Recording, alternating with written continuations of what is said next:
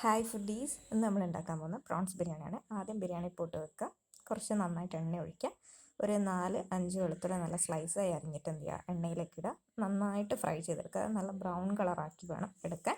അപ്പോൾ ബ്രൗൺ കളറായി വരുമ്പോൾ എന്ത് ചെയ്യുക, വറുത്ത് കോരി മാറ്റി ഒരു പ്ലേറ്റിലേക്ക് ഇട്ട് വെക്കുക. അതേ സെയിം എണ്ണയിലേക്ക് തന്നെ എന്ത് ചെയ്യുക, അണ്ടിപ്പരിപ്പ് മുന്തിരി എന്ത് ചെയ്യുക, വറുത്ത് കോരുക, അതും മാറ്റി വെക്കുക. എന്നിട്ട് ഈ എണ്ണയിൽ തന്നെ കുറച്ചെണ്ണ നമ്മൾ എന്ത് ചെയ്യുക, നമ്മുടെ മസാല ഉണ്ടല്ലോ അതിന് വേണ്ടി മാറ്റി വെക്കുക. ദെൻ ഈ എണ്ണയിലേക്ക് ഒരു സ്പൂൺ നെയ്യ് ഒഴിച്ചിട്ട് ഇവിടെ കാണിച്ച് നമ്മൾ, അതായത് ഹോൾ സ്പൈസസ് ഉണ്ടല്ലോ അതെല്ലാം ഇട്ടൊന്ന് എന്ത് ചെയ്യുക, ഒന്ന് ഫ്രൈ ചെയ്തെടുക്കുക. ഫ്രൈ ചെയ്തെടുത്തിട്ട് നമ്മൾ ചോറാണ് വേവിക്കാൻ പോകുന്നത്. അപ്പോൾ ഒരു കപ്പിന് 1.5 കപ്പ് വെള്ളം എന്നുള്ള രീതിയിലെടുക്കുക. ദെൻ ആ ഫ്രൈ ചെയ്ത് വെച്ച ഉള്ളി ഉണ്ടല്ലോ അതും കുറച്ച് കല്ലുപ്പ് ഇത് അടച്ച് വെക്കുക. എന്നിട്ട് നന്നായിട്ട് തിളച്ച് വരുന്ന സമയത്ത് വെള്ളം തിളച്ച് വരുന്ന സമയത്ത് അരി ഉണ്ടല്ലോ, കഴുകി വെച്ച അരി അത് ഇതിലേക്ക് ഇടുക. ഇട്ടിട്ട് എന്ത് ചെയ്യുക, അടച്ച് വെക്കുക. അപ്പോൾ ഒരു കപ്പിന് 1.5 കപ്പ്, അപ്പം വേവ് കറക്റ്റായിരിക്കും. അപ്പം നമ്മൾ അരി വേവുന്നുണ്ടാവും. അരി വേവുന്ന സമയം കൊണ്ട് നമുക്ക് മസാല ഉണ്ടാക്കാം. ബാക്കി മാറ്റി വെച്ച എണ്ണയിലേക്ക് ഒരു സ്പൂൺ നെയ്യ് വീണ്ടും ഇടുക. ഇവിടെ കാണിച്ചുള്ള എല്ലാ സ്പൈസും എടുക്കുക, അതും ഇടുക. പിന്നെ എന്താ വെച്ചാൽ വെളുത്തുള്ളി, ഇഞ്ചി, പച്ചമുളക് ഇത് ചതച്ചിട്ടുള്ള ഒരു മിക്സ് ഉണ്ടാക്കുക. അത് ഈ എണ്ണയിലേക്ക് ഇട്ടിട്ട് ഒന്ന് റോസ്റ്റ് ചെയ്തെടുക്കുക. ഒന്ന് മൂത്ത് വരുന്ന സമയത്ത് ഒരു 3 മുതൽ 4 തക്കാളി വരെ നന്നായി നേർത്ത് സ്ലൈസ് ചെയ്യുക. സ്ലൈസ് ചെയ്തിട്ട് ഇതിലേക്ക് ഇടുക. ഇതിട്ടിട്ട് ഈ തക്കാളിയിൽ നിന്ന് വെള്ളം പുറത്തേക്ക് വരും, അതായത് അടച്ച് വെച്ച് വേവിക്കാം, ലോ ഫ്ലെയിമിൽ ഇടണേ.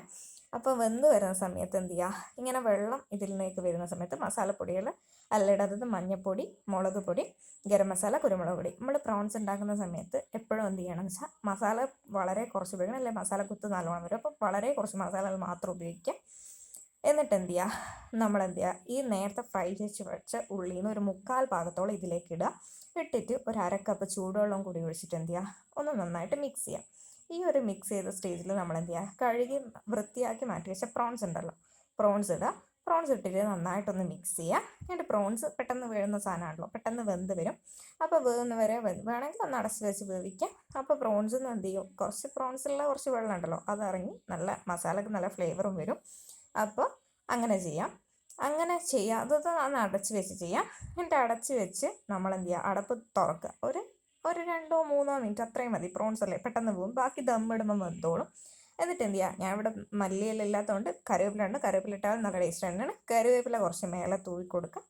എന്നിട്ട് എന്ത് ചെയ്യുക, ഈ മസാല അങ്ങോട്ട് മാറ്റി വെക്കുക. അപ്പോഴേക്ക് നമ്മൾ അരി റെഡി ആയിട്ടുണ്ടാവും. അപ്പോൾ എന്ത് വെച്ചാൽ ഇതിൻ്റെ മേലേക്ക് നമ്മൾ ചോറ് എന്താ ചെയ്യുക, നന്നായിട്ട് ഇട്ടിട്ടൊന്ന് സ്പ്രെഡ് ചെയ്ത് കൊടുക്കുക.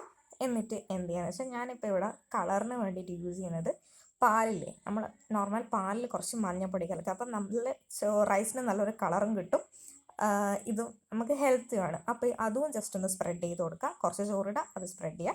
ദെൻ കുറച്ച് എന്ത് ചെയ്യുക, ഫ്രൈ ചെയ്ത് വെച്ച ഉള്ളി അതിടുക. എഗെയിൻ മേലെ വീണ്ടും റൈസ് ഇടുക. ബാലൻസ് ഉള്ള റൈസ് കംപ്ലീറ്റ് ഇടുക. ബാക്കി മഞ്ഞളുടെ വെള്ളം ഉണ്ടല്ലോ അത് ഒഴിക്കുക. അണ്ടിപ്പരിപ്പ് മുന്തിരിയും വറുത്ത് കോരിയ നേരത്തേക്കുള്ള ബാക്കിയുള്ള ഫ്രൈഡ് ഓണിയൻസും ഒക്കെ മേലെ ഇടാം. എന്നിട്ടൊരു ലോ ഫ്ലെയിമിൽ ഈ ബിരിയാണി പോട്ടിൽ തന്നെ ഒരു 10 മുതൽ ഒരു 15 മിനിറ്റ് വരെ ഹീറ്റ് ചെയ്താൽ നമ്മൾ നല്ല ദമ്മിട്ട പ്രോൺസ് ബിരിയാണി റെഡിയാണ്. അപ്പോൾ ഇതിൽ കാണുന്ന പോലെ തന്നെ നല്ല കളറ് കിട്ടും. ഈ ബിരിയാണിക്ക് ഇങ്ങനെ യൂസ് ചെയ്ത് നല്ല അടിപൊളി ടേസ്റ്റാണ്. എല്ലാവരും ട്രൈ ചെയ്യുക, ഫീഡ്ബാക്ക് അറിയിക്കുക.